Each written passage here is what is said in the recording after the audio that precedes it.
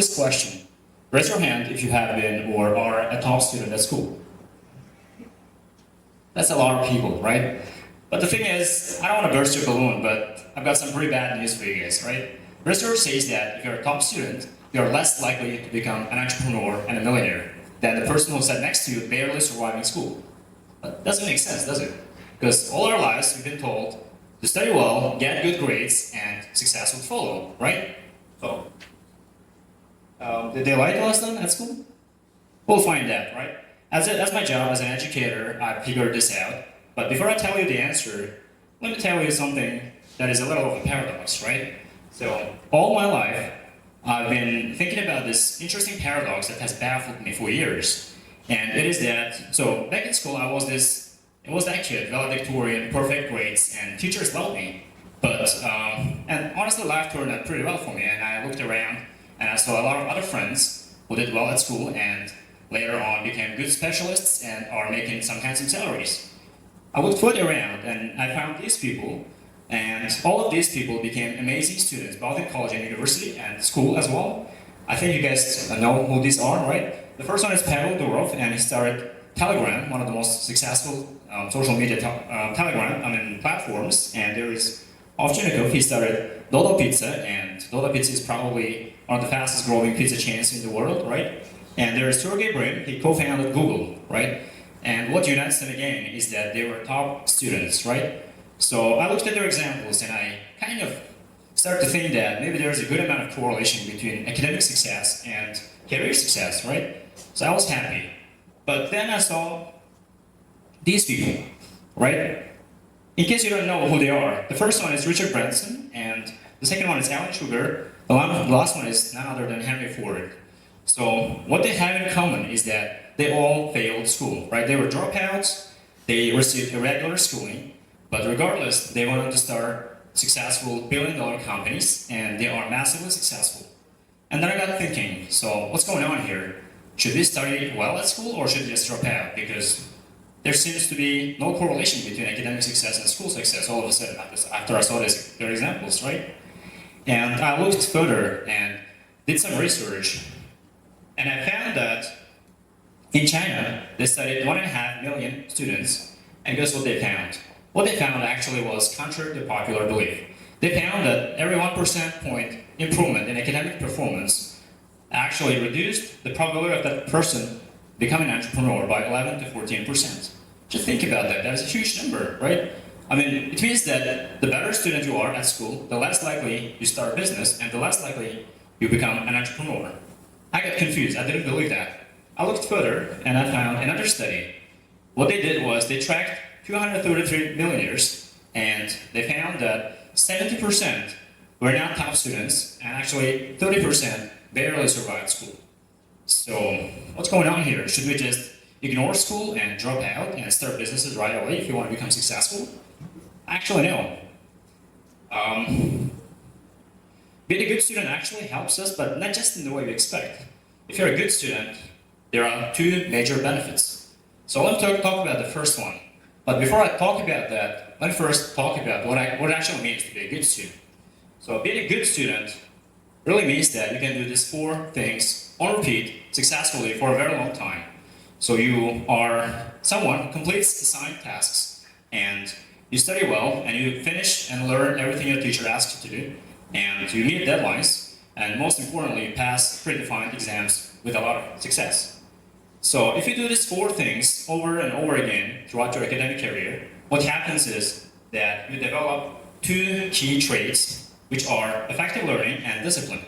And if you have these 2, then there's a very good chance to become a specialist in any given field, because these are the very qualities that you need to become an expert in any given field, right? And this explains why a good proportion of students who are top students become good specialists in their areas, and it really, grow us good salaries later on, right? And so, statistics says that 90% of top students actually become good specialists, and 40% secure high-paying jobs. That is the benefit number 1, right? And before I talk about the benefit number 2, let me talk about something that really interests me, right? We have famous dropouts like Bill Gates. You guys know Bill Gates, right? Bill Gates dropped out of Harvard, and there is Sir Richard Branson. He's dropped out of school at 16, right? But both of them sent their daughters to Harvard Medical School, and they encouraged their daughters to study well and be top students.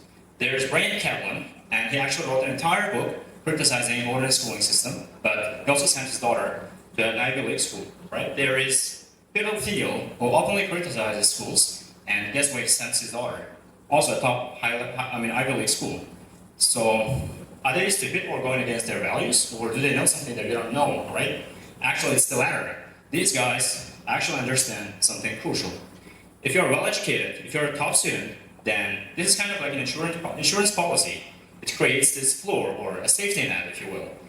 So just to illustrate, this is what the life of an average or poor student looks like. So you can see that their lives fluctuate wildly between massive success or becoming a billionaire and becoming homeless. So their lives are just full-on roller coaster, if you will, right? In comparison, this is what the life of a top student looks like. So you can see that their fluctuations are much more mild, and their lives are constrained between two lines, steady income and high income.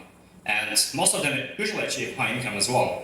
But the problem is that not many of them become revolutionary figures or billionaires.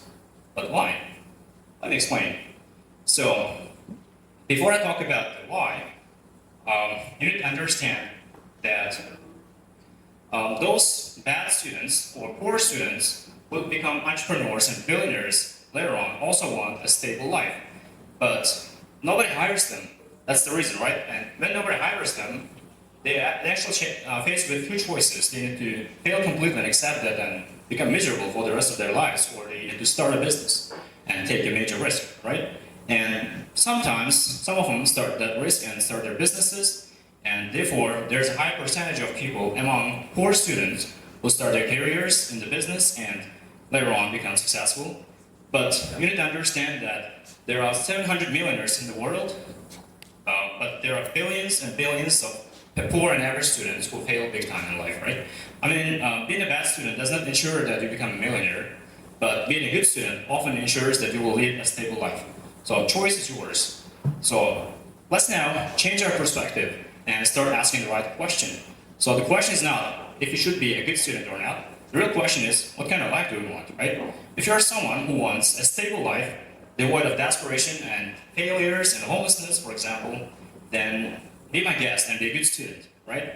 And aim for straight A's. But if you're someone who wants to change the world and found billion-dollar companies and touch a lot of lives, then being a good student is not enough, right? So I've come up with this formula. Actually, massive career success includes 5 major components, right? So those are effective learning and discipline, and as we have already mentioned, good students usually have mastered these 2, right? They learn effectively, and they're really, really disciplined. But to be massively successful, you need 3 more skills, and those are emotional intelligence and social skills and high tolerance for risk, right? But the problem is that a lot of good students usually lack the other 3 really important components, and that's the reason why they never start businesses and often end up being employees. But when those poor students usually have, more often than not, those poor students usually have the other 3 components. A lot of poor students who later succeeded in life, for example, Richard Branson, has very high emotional intelligence, and he is amazing at talking to people and selling his stuff, and he has taken major risks throughout his life. And to basically fill in the gap, he hires good students or students with effective learning and discipline, and he completes the equation, and therefore he's massively successful. So if you're someone who considers himself a good student, then I challenge you to get out there and improve your emotional intelligence and learn how to talk to people, master social skills, and be open to risks and take major risks in life. And guess what? You'll be unstoppable. Thank you.